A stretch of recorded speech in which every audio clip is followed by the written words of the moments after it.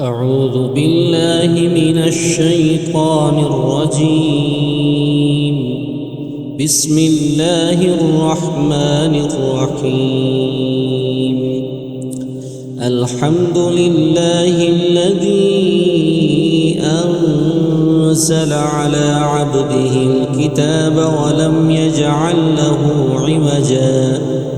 قيما لينذر بأسا شديدا من لدنه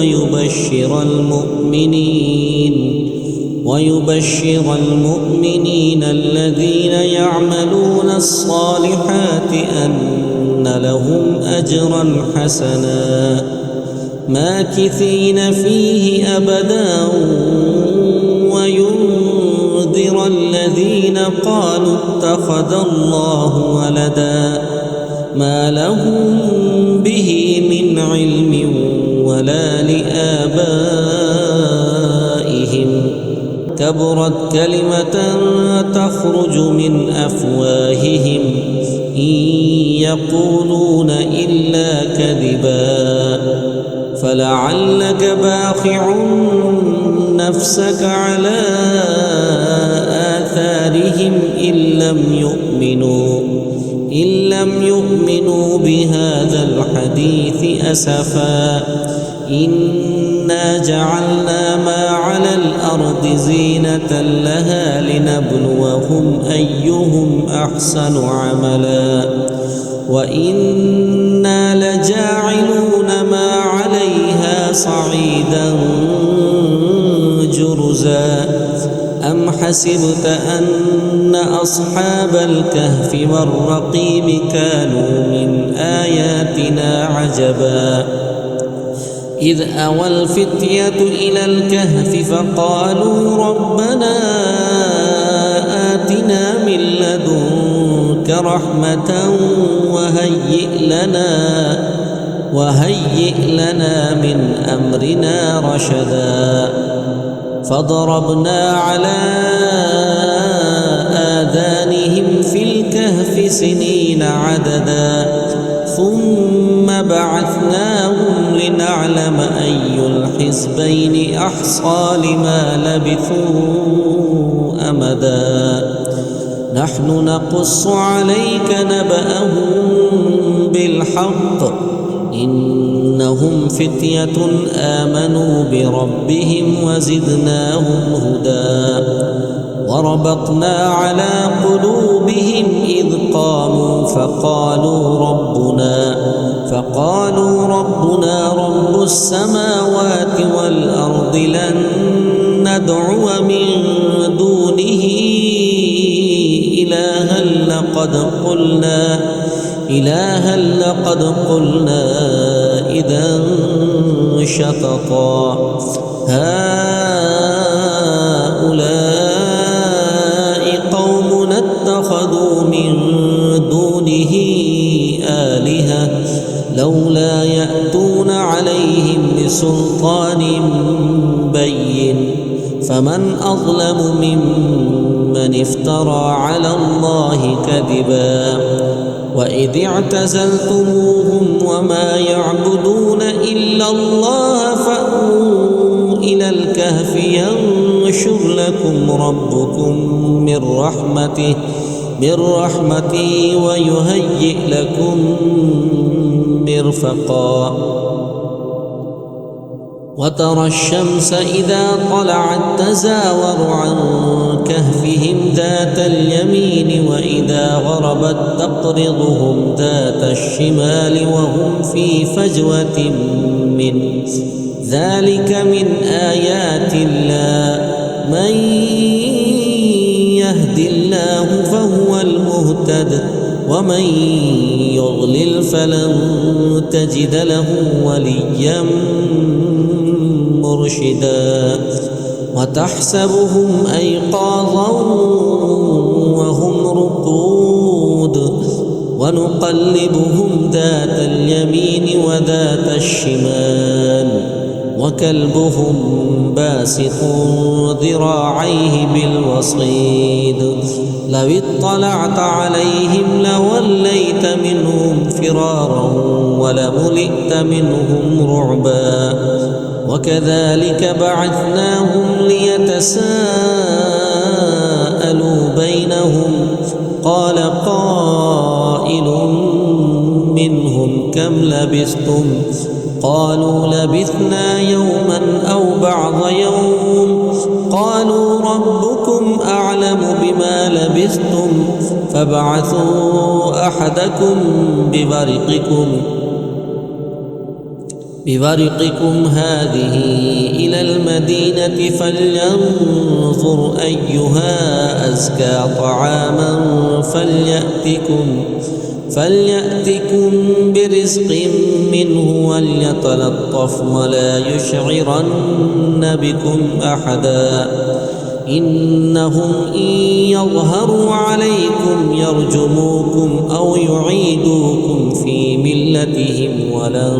تفلحوا إذا أبدا وكذلك أعثرنا عليهم ليعلموا أن وعد الله حق وأن الساعة لا ريب فيها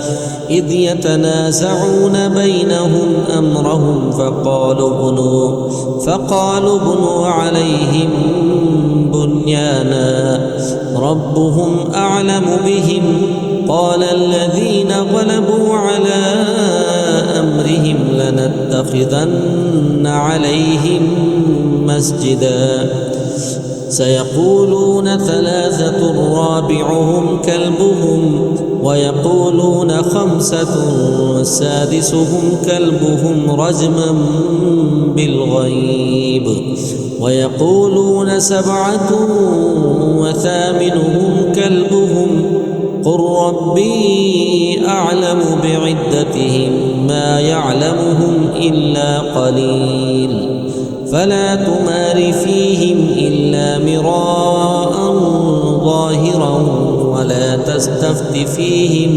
منهم أحدا ولا تقولن لشيء إني فاعل ذلك غدا إلا أن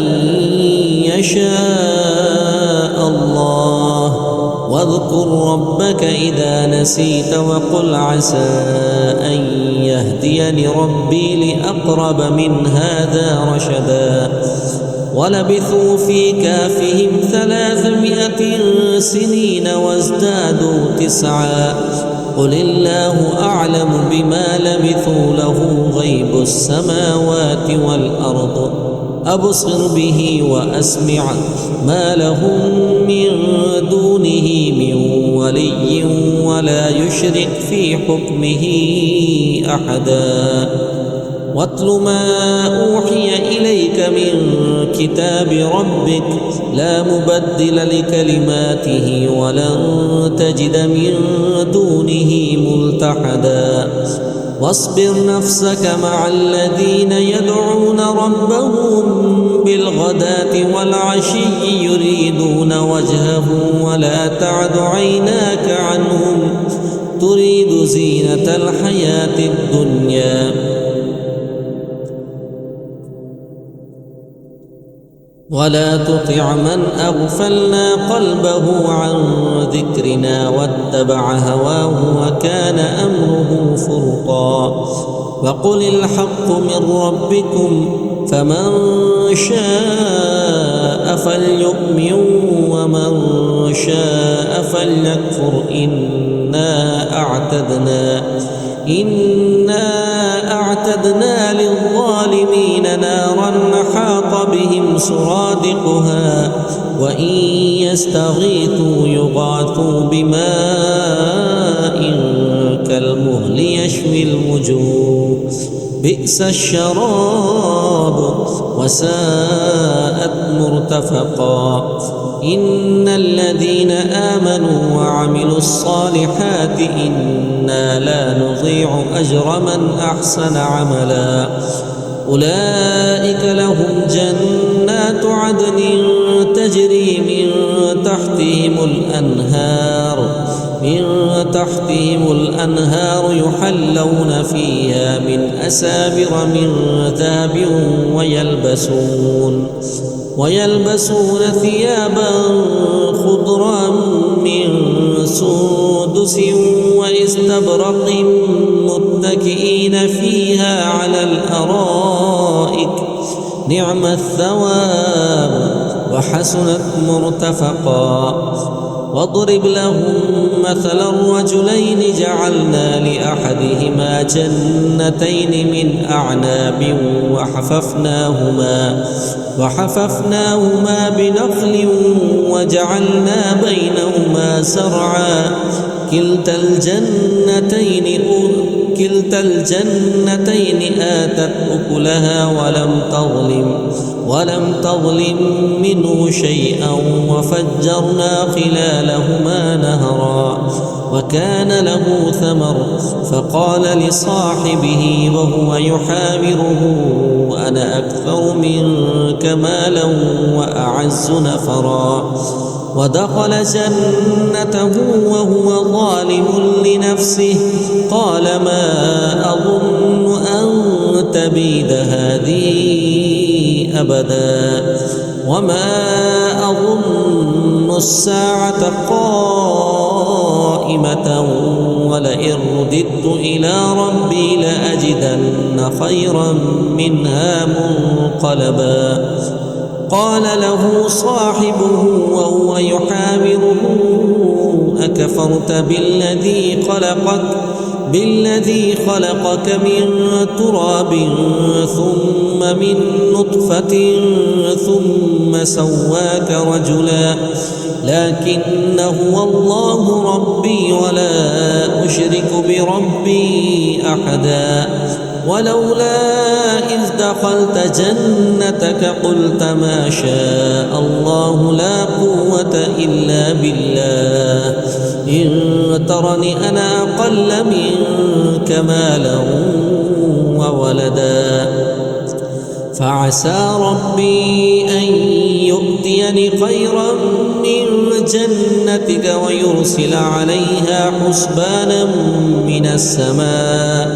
من السماء فتصبح صعيدا زلقا أو يصبح ماؤها غورا فلن تستطيع له طلبا. وأحيط بثمره فأصبح يقلب كفيه على ما أنفق فيها وهي خاوية على عروشها ويقول يا ليتني لم أشرك بربي أحدا ولم تكن له فئة ينصرونه من دون الله وما كان منتصرا. هنالك الولاية لله الحق هو خير ثوابا وخير عقبا. واضرب لهم مثل الحياة الدنيا كماء أنزلناه من السماء فاختلط به نبات الأرض فأصبح هشيما تذروه الرياح وكان الله على كل شيء مقتدرا. المال والبنون زينة الحياة الدنيا والباقيات الصالحات خير عند ربك ثوابا وخير أملا. ويوم نسير الجبال وترى الأرض بارزة وحشرناهم فلم نغادر منهم أحدا وعرضوا على ربك صفا لقد جئتمونا كما خلقناكم أول مرة بل زعمتم أن لن نجعل لكم موعدا. فوضع الكتاب فترى المجرمين مشفقين مما فيه ويقولون يا ويلتنا ما لهذا الكتاب لا يغادر صغيرة ولا كبيرة إلا أحصاها ووجدوا ما عملوا حاضرا ولا يظلم ربك أحدا وإذ قلنا للملائكة اسجدوا لآدم فسجدوا إلا إبليس كان من الجن ففسق عن أمر ربه أفتتخذونه وذريته أولياء من دوني وهم لكم عدو بئس للظالمين بدلا ما أشهدتهم خلق السماوات والأرض ولا خلق أنفسهم وما كنت متخذ المضلين عضدا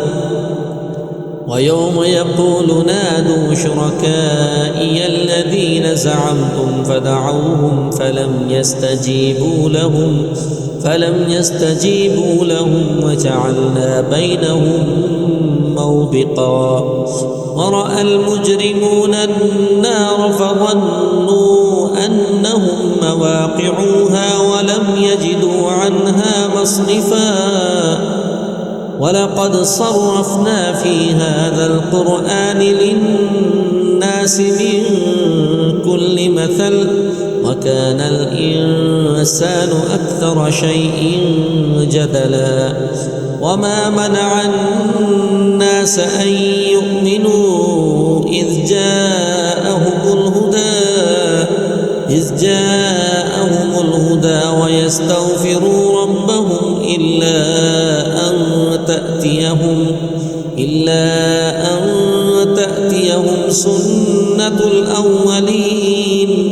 سنة الأولين أو يأتيهم العذاب قبلا وما نرسل المرسلين إلا مبشرين ومنذرين ويجادل الذين كفروا بالباطل ليدحضوا به الحق واتخذوا آياتي وما أنذروا هزوا ومن أظلم ممن ذكر بآيات ربه فأعرض عنها ونسي ما قدمت يداه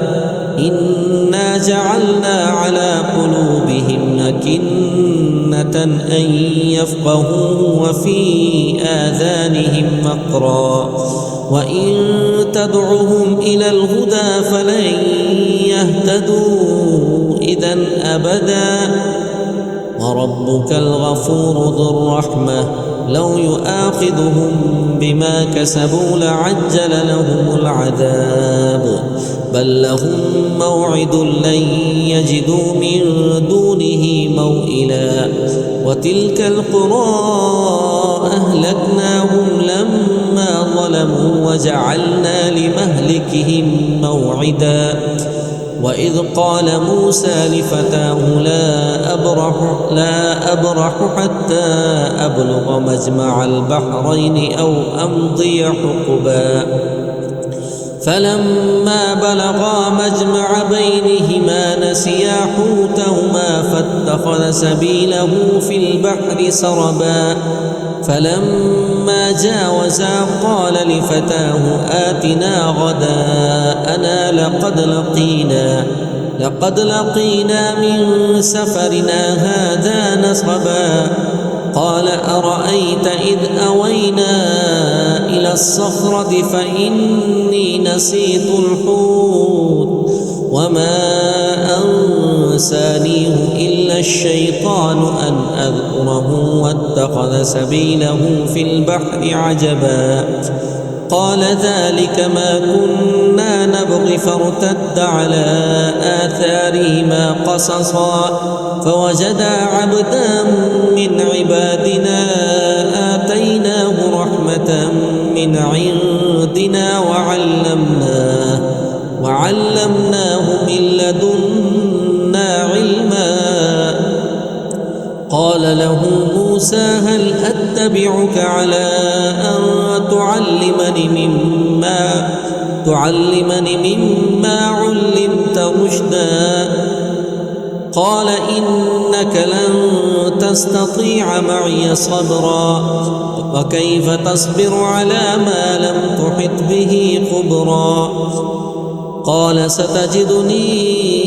إن شاء الله صابرا ولا أعصي لك أمرا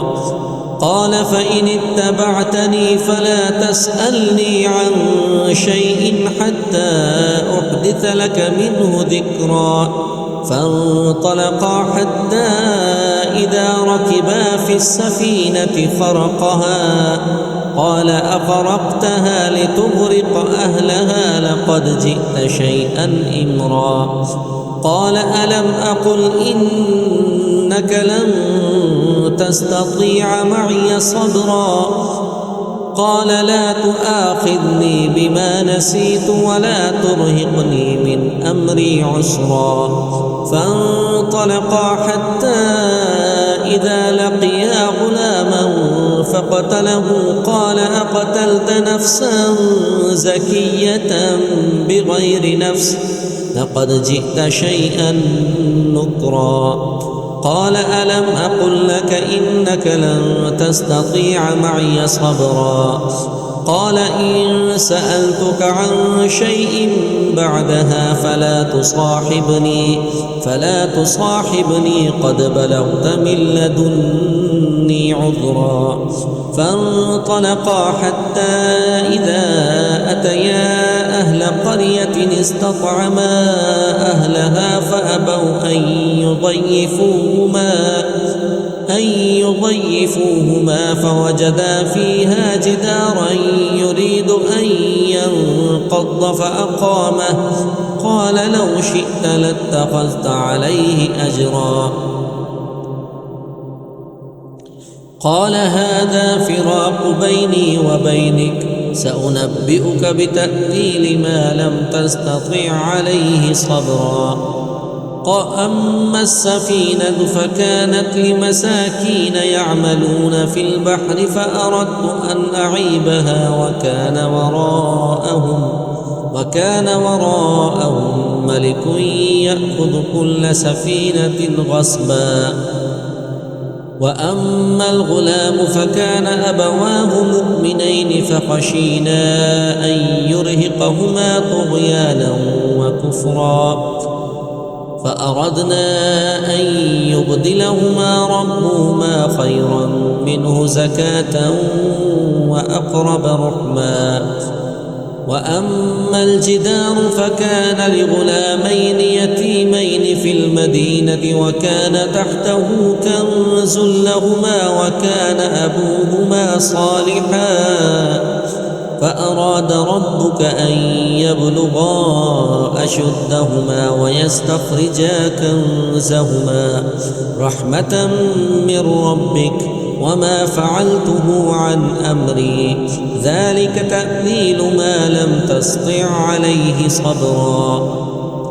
ويسألونك عن ذي القرنين قل سأتلو عليكم منه ذكرا إنا مكنا له في الأرض وآتيناه من كل شيء سببا فأتبع سببا حتى إذا بلغ مغرب الشمس وجدها تغرب في عين حمئة ووجد عندها قوما قلنا يا ذا القرنين إما أن تعذب وإما أن تتخذ فيهم حسنا قال أما من ظلم فسوف نعذبه ثم يرد إلى ربه فيعذبه عذابا نكرا وأما من آمن وعمل صالحا فله جزاء الحسنى وسنقول له من أمرنا يسرا ثم أتبع سببا حتى إذا بلغ مطلع الشمس وجدها تطلع على قوم لم نجعل لهم من دونها سترا كذلك وقد أحطنا بما لديه كبرا ثم أتبع سببا حتى إذا بلغ بين السدين وجد من دونهما قوما لا يكادون يفقهون قولا. قالوا يا ذا القرنين إن يأجوج ومأجوج مفسدون في الأرض فهل نجعل لك خرجا على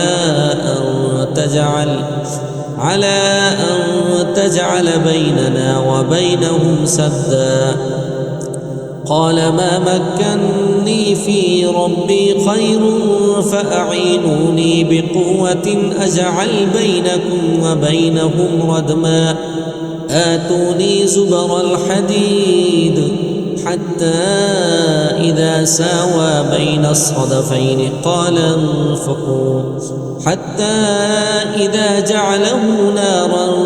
قال آتوني أفرغ عليه قطرا. فما استطاعوا أن يظهروه وما استطاعوا له نقبا. قال هذا رحمة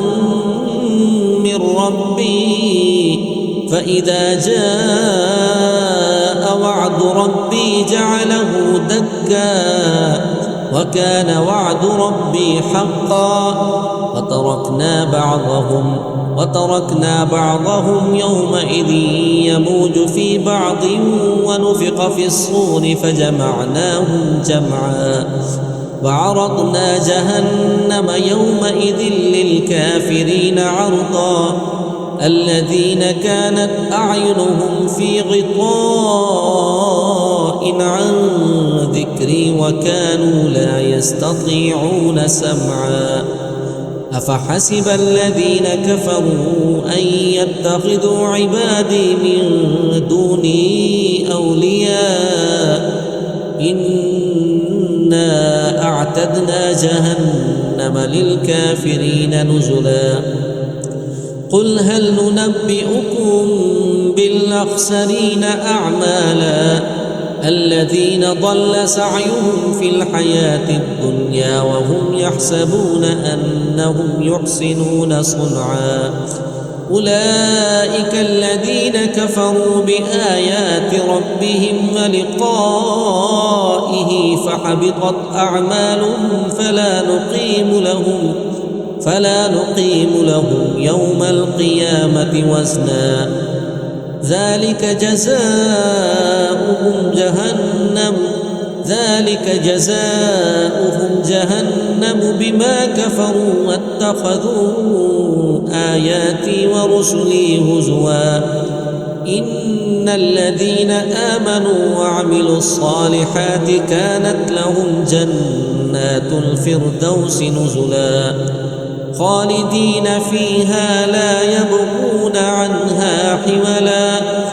قل لو كان البحر مدادا لكلمات ربي لنفد البحر قبل أن تنفد كلمات ربي ولو جئنا بمثله مددا. قل إنما أنا بشر مثلكم يوحى إلي أنما إلهكم إله واحد. فمن كان يرجو لقاء ربه فليعمل عملا